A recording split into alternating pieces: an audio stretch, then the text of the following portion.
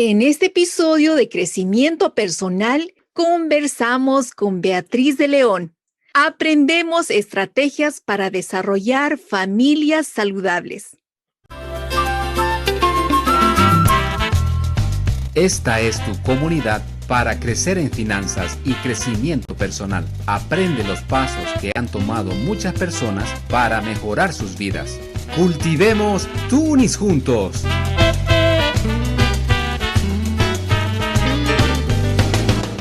Bienvenidos a Cultiva Tunis Podcast.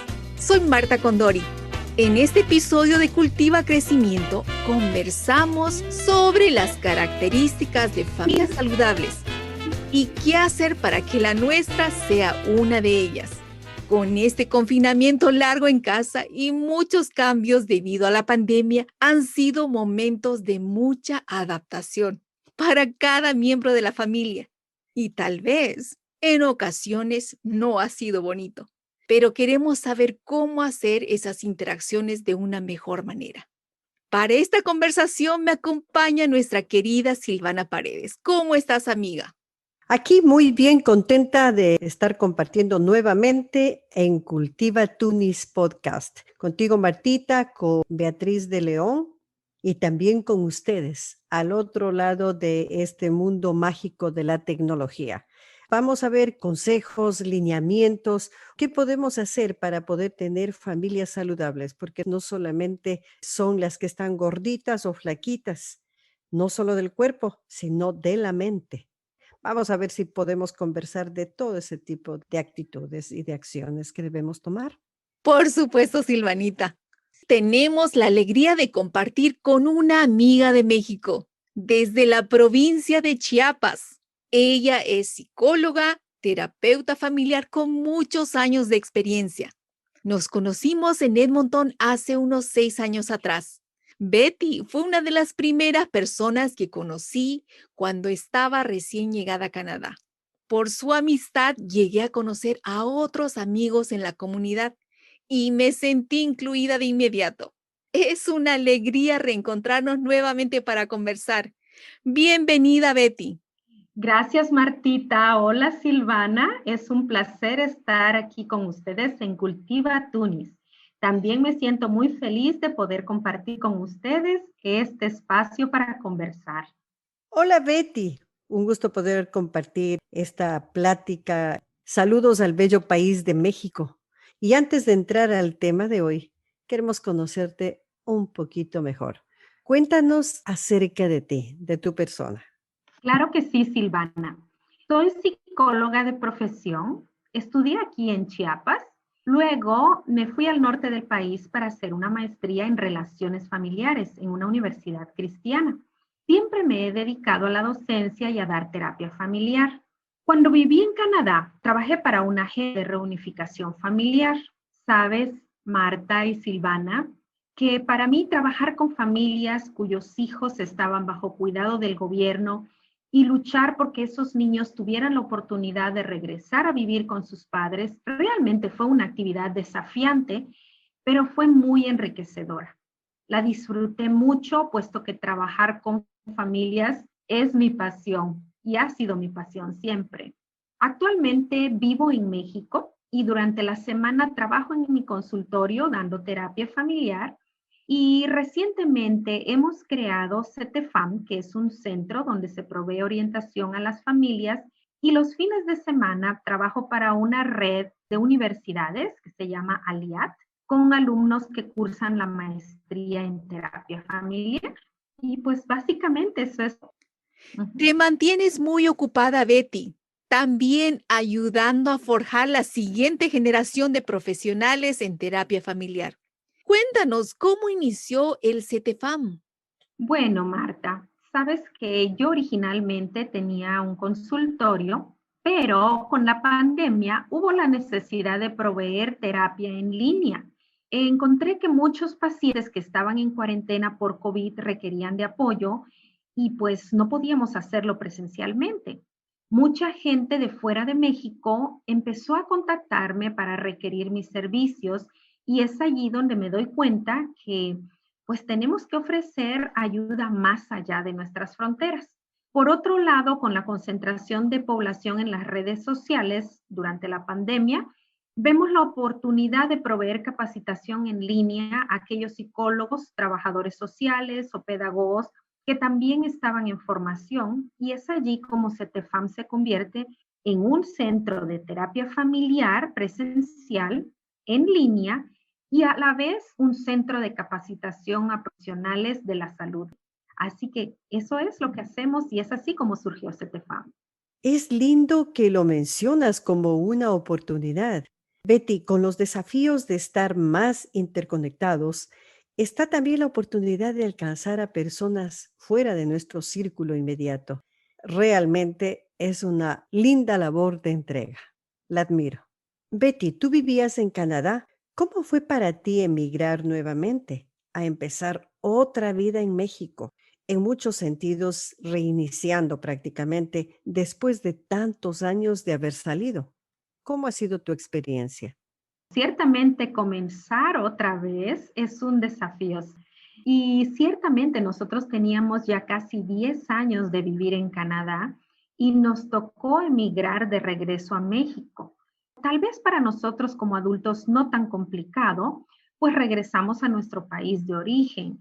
Pero para mi hijo que había crecido en Canadá, el clima fue muy inconveniente, pues vivimos de un país con frío extremo a un calor extremo, ¿no? En verano llegamos a tener 40 grados, pero el ser humano tiene la capacidad increíble de adaptarse y ha sido una experiencia de aprendizaje para todos nosotros y nos ha fortalecido mucho.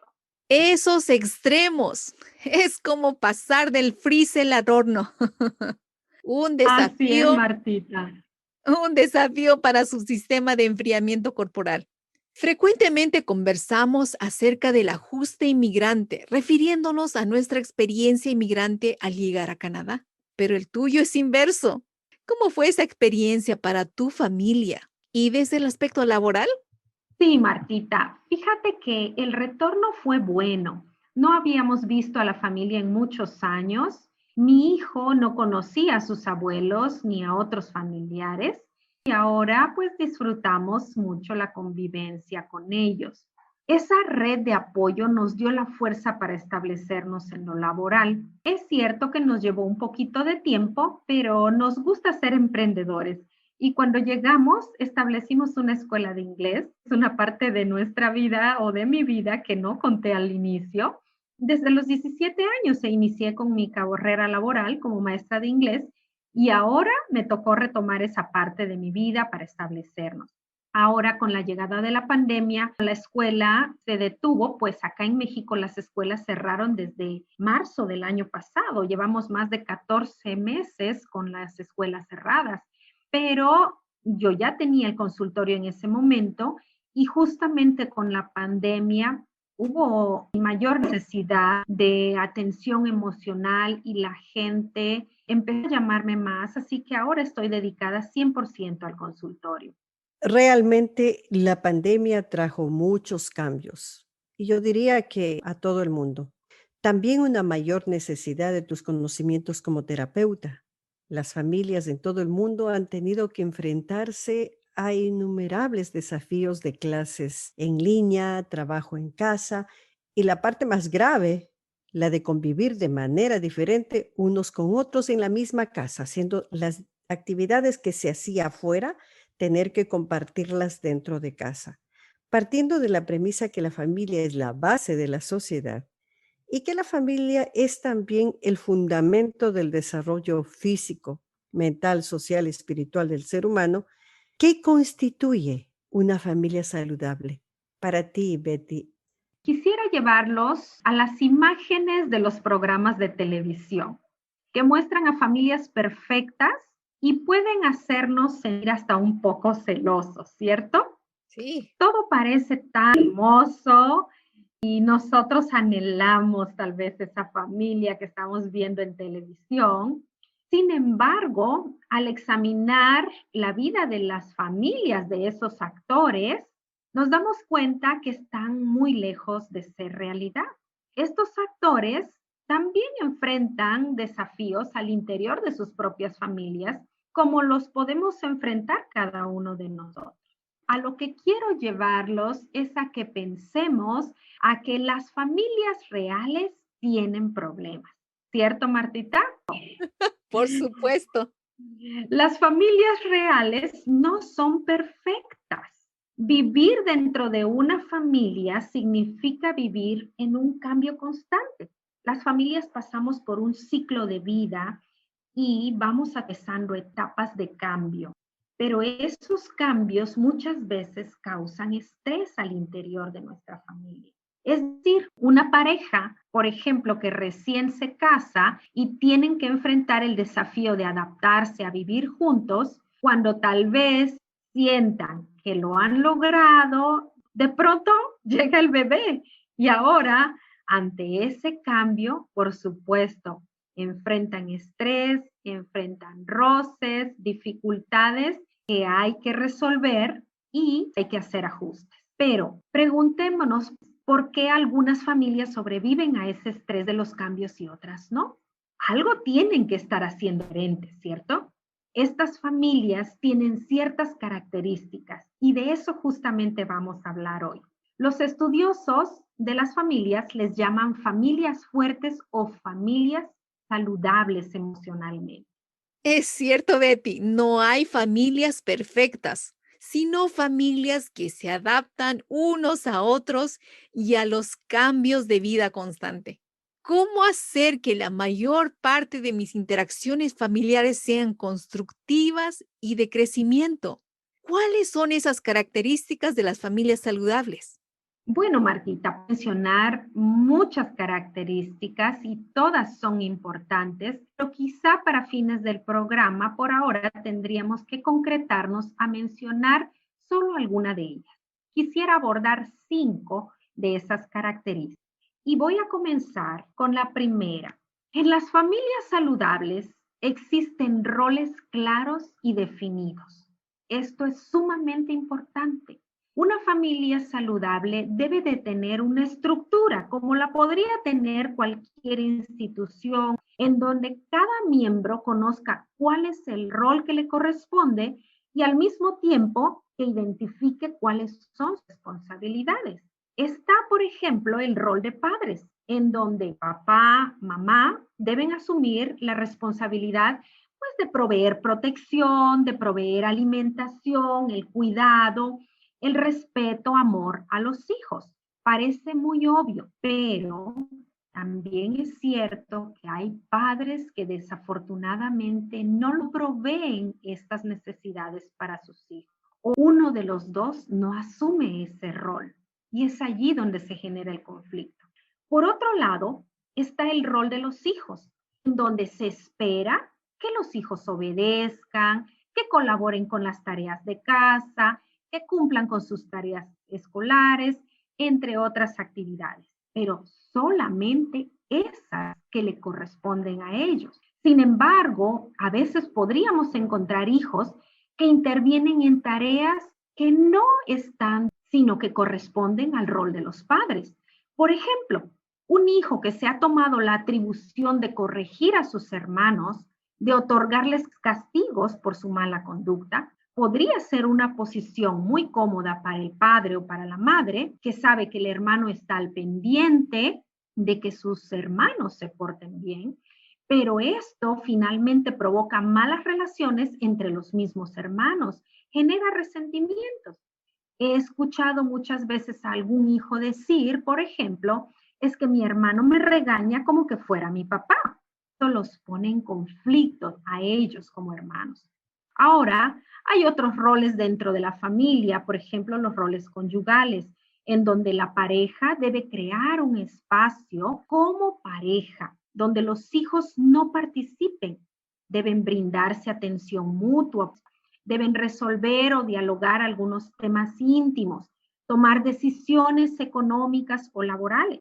Es importante que tengamos en cuenta que hoy día existen diferentes tipos de familias. Algunos, por ejemplo, solo cuentan con uno de los padres. Y en esos casos, uno de los hijos debe desempeñar el rol de cuidador de los hermanos mayores. Déjenme decirles que estas son condiciones diferentes. Aquí las circunstancias son los que han llevado a la familia a ordenarse de manera diferente. Hay algunas familias en donde los hijos están a cargo de los abuelos, por ejemplo, porque los padres salen a trabajar de casa todo el día. Es importante en estos casos que cada quien esté de acuerdo con el rol que desempeña y que tengan claras cuáles son las funciones que van a realizar cada uno.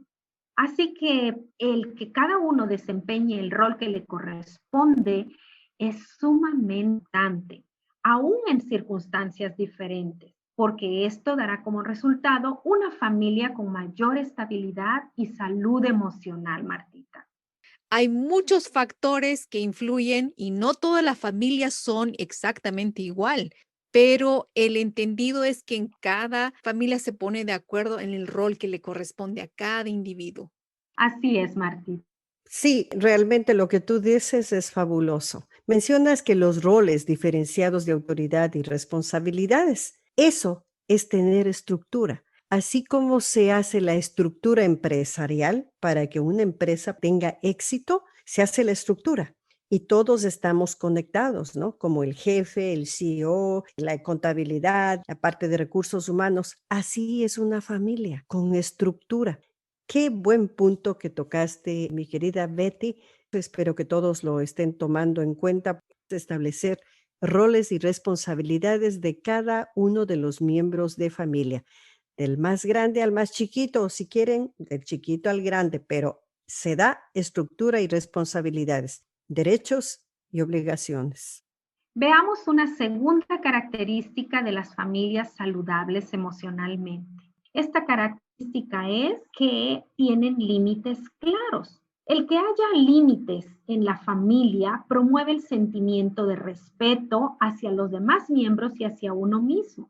Por ejemplo, el que los hijos sepan que no es correcto levantarle la mano a papá, pero los límites ayudan, por supuesto, también a papá a saber que no puede ejercer una disciplina en donde llegue a faltarle el respeto a sus hijos o a lastimarlos. De este modo, los límites van a otorgar a los hijos de seguridad o protección.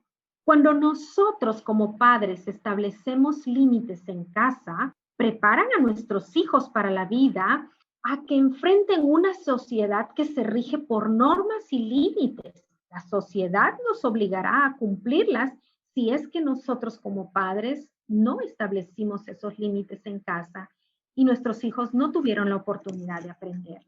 Es importante que para que estos límites y normas se cumplan, los límites también sean claros, deben ser realistas y claros. Alguien me comentaba, por ejemplo, cuando era niña, mi madre hacía algo muy peculiar. Si íbamos a ir a una fiesta, me daba el vestido que iba a llevar a la fiesta colgado en un gancho y me decía, así como te estoy dando este vestido, así debes regresarlo, limpio y sin arrugas. ¿Te imaginas esto, Marta y Silvana? Yo iba a esta fiesta y por supuesto que no la disfrutaba. Iba con miedo. En lo único que pensaba era en no manchar mi vestido. Estas son límites o normas poco realistas para un niño. Entonces, las familias saludables establecen límites, normas claras y reales. Estoy pensando en la cuerda de saltar, donde dos personas giran la cuerda a ambos extremos. Un juego de balance, destreza y equilibrio que permite a los participantes saltar. Si la cuerda está muy apretada, nadie puede saltar. Y si está muy suelta, la cuerda no gira con precisión y puede causar serias lesiones. Este es un ejemplo en el que el equilibrio medio es el adecuado. También en los límites, el equilibrio es importante, no siendo muy permisivos ni muy estrictos con los hijos. Buen punto. La tercera característica es la comunicación. Déjenme decirles, Silvana y Martita, que solamente de este tema hay mucho que decir respecto a la comunicación. Creo que quisiera darles algunos tips. Me voy a detener un poquito más en esta característica. Una primera pauta que debemos recordar en la comunicación es que debemos evitar las críticas. Cuando criticamos a alguien, su primera reacción va a ser ponerse a la defensiva, contestarnos con alguna palabra hiriente o tal vez, si son nuestros hijos, bueno, no nos contesten, pero podemos estarlos lastimando. Cuando decimos, por ejemplo, nunca pones atención a lo que te digo, este estilo de comunicación puede ser un foco de conflicto porque está construida en una forma de crítica. Si en lugar de esto dijéramos, he notado que has estado distraído últimamente. En esta última frase no hay acusación y al mismo tiempo estás mostrando interés porque tu hijo o tu pareja se encuentren bien. Una segunda pauta que debemos recordar es que es importante evitar las generalizaciones. Siempre haces lo mismo. Este tipo de expresiones va a crear barreras. Es más constructivo y más provechoso si se toma una situación específica y en forma concreta. Por ejemplo, ayer cuando te pedí que sacaras la basura y no lo hiciste, me sentí ignorada. Aquí no existe ninguna acusación. Así que esta es otra pauta que podríamos poner en práctica en nuestra comunicación.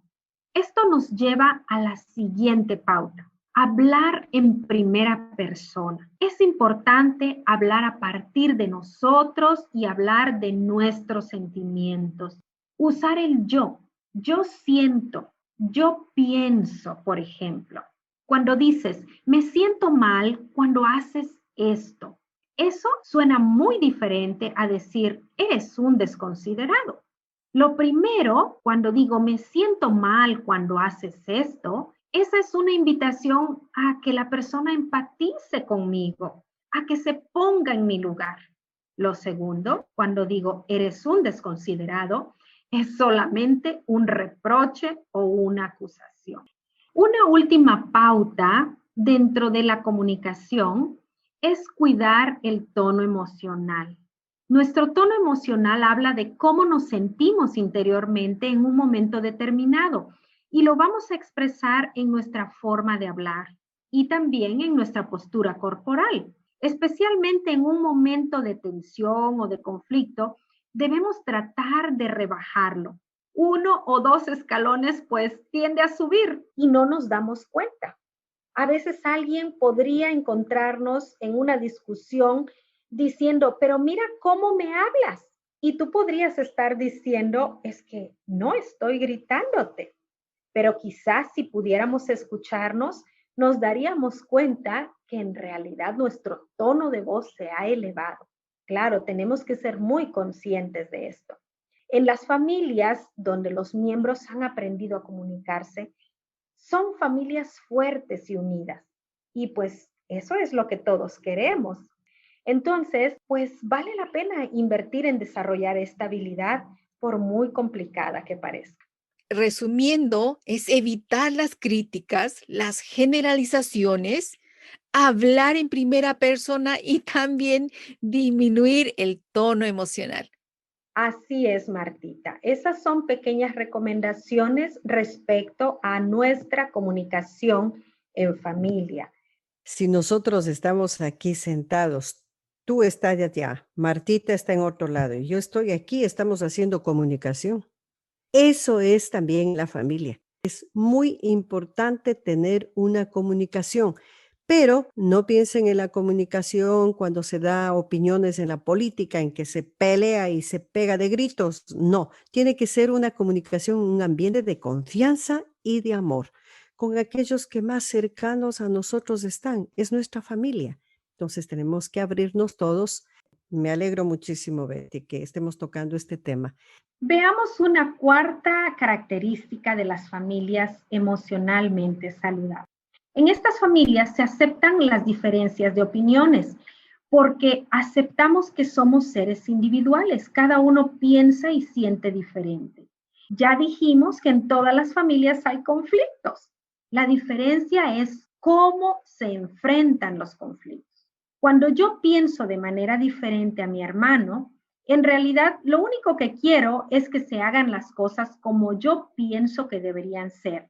Y justo aquí puede surgir una diferencia.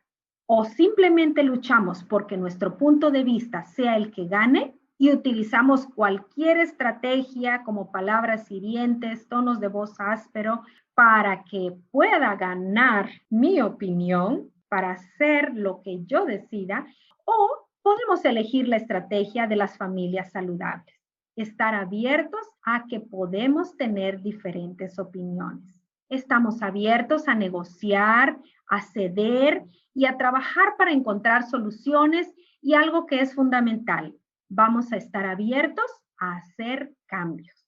Qué desafiante puede llegar a ser, pero esto no es algo que surge al azar. Las familias que manejan el conflicto adecuadamente es porque han trabajado arduamente para relacionarse de manera diferente. Por ejemplo, han puesto límites para no usar un lenguaje ofensivo en casa o tienen como regla no levantar la voz. Practican los consejos de la Biblia.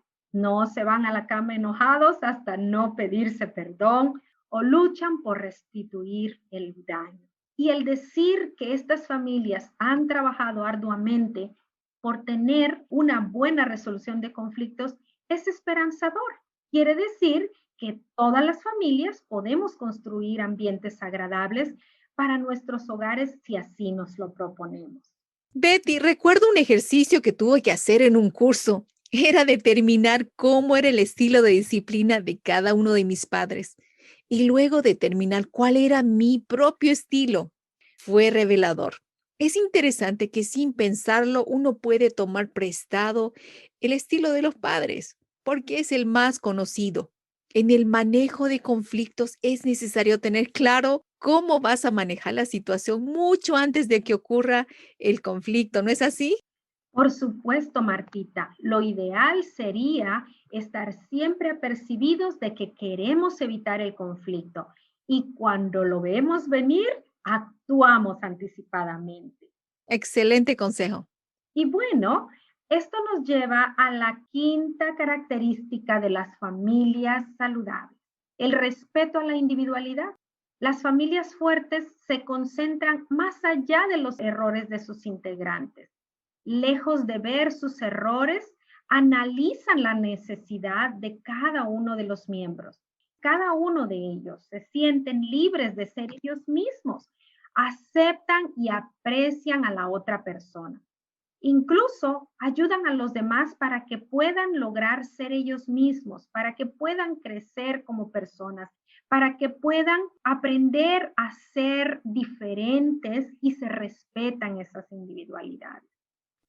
Es importante recordar que cada quien tiene su propia visión de las cosas. Ahora, Betty, para convertir estas 5 características de familias saludables a la práctica inmediata, ¿qué acciones podemos tomar hoy mismo con nuestras familias? Dinos tú, Betty, cómo lo podemos hacer de una manera accesible a todos los miembros de familia. Gracias, Silvana, por llevarnos a este punto en donde debemos resumir y concretar por dónde comenzar. Porque a veces podemos escuchar muchas recomendaciones, pero ¿y luego qué hacemos con todas ellas? Creo que puedo concluir con lo siguiente. La comunicación es un aspecto clave. El escucharnos es importante. Creo que un buen comienzo podría ser reunir a nuestra familia o reunirnos con nuestra pareja y hablar de las principales dificultades que estamos afrontando como familia. Y a partir de allí podemos priorizar. Si hay 2 o 3 dificultades que están presentes en este momento, ya las tienen identificadas, ahora elijan por dónde quieren iniciar. Por ejemplo, si nos está trayendo mucha dificultad la comunicación, bueno, establezcamos algunas reglas de cómo queremos comunicarnos. Si nos está trayendo problemas, la falta de límites claros, entonces es allí por donde podemos comenzar. Reunirnos como familia para conversar Es un punto excelente. ¿Qué tan frecuentemente debemos reunirnos con nuestras familias para tener estas conversaciones? ¿Será una vez semanal, una vez mensual? ¿Qué aconsejas? Creo que el consejo es reunámonos tantas veces como sea necesario. Podemos reunirnos y tomar acuerdos y podemos establecer en esa misma reunión una fecha próxima en que podemos revisar cómo nos ha ido con nuestra práctica. Entonces, no hay una regla que nos diga que tan frecuentemente debemos reunirnos. Cada familia puede establecer sus tiempos de acuerdo a sus necesidades. Claro que sí. Entonces, la acción es reunirse con la familia. Creo que eso es algo que podemos poner en práctica hoy mismo. Así es, Martita.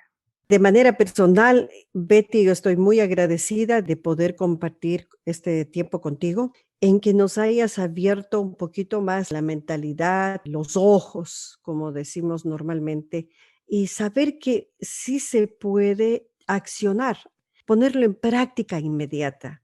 Nuestras familias merecen un liderazgo con amor para poder crear un pedacito de cielo dentro de casa. Son palabras tan lindas, pero que a veces se sienten tan conflictivas. Este tiempo de pandemia realmente ha sido la más grande escuela para poder crear las familias más fuertes y unidas. Ha habido casos que se han quebrado, lamentablemente. Y ahí está la acción de personas, de terapéuticas como tú, Betty, que estarás ayudando a familias a reconstruirse. Yo agradezco muchísimo tu tiempo, tu conocimiento y el que seas parte de solución de problemas globales. El mundo entero prácticamente hemos sufrido consecuencias de la pandemia.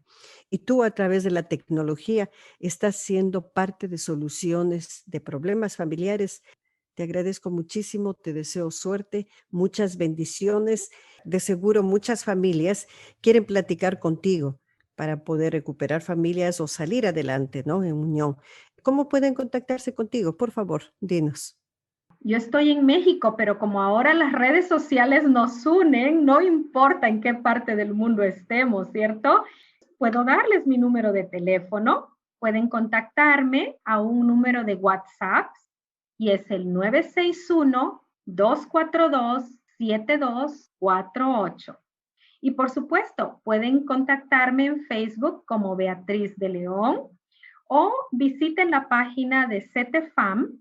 Allí pueden mandarnos un mensajito y pueden encontrarnos. Muchas gracias por esta información. Yo creo que a alguien tal vez le va a servir. Y ya sabes, amiga, ya estamos concluyendo, pero ningún invitado se escapa del Tuni Veloz. ¿Estás lista? Ay, ya estoy nerviosa desde ahora. Ok, la primera pregunta. Para los días de mucha calor, ¿cuál es tu refrescante favorito? ¿Sabes una cosa? Hoy justamente me compré algo que en nuestro país le llamamos bolis o helados.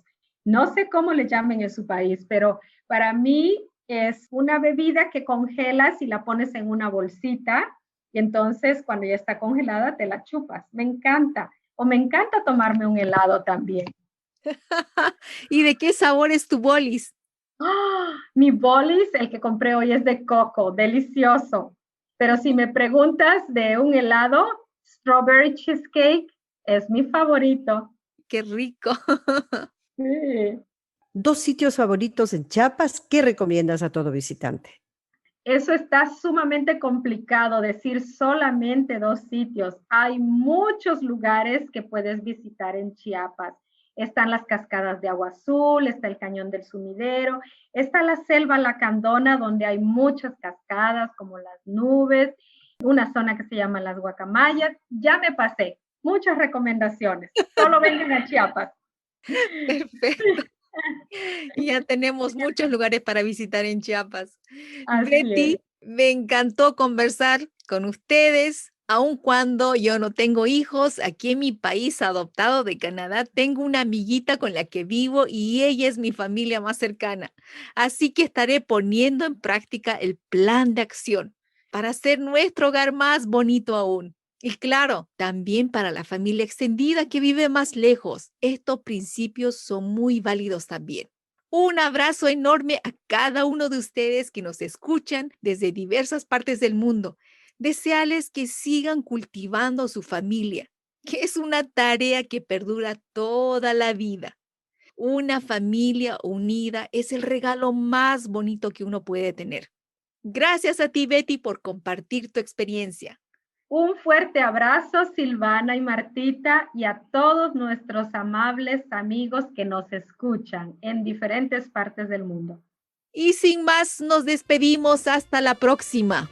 Cultiva Tunis. Vive libertad financiera.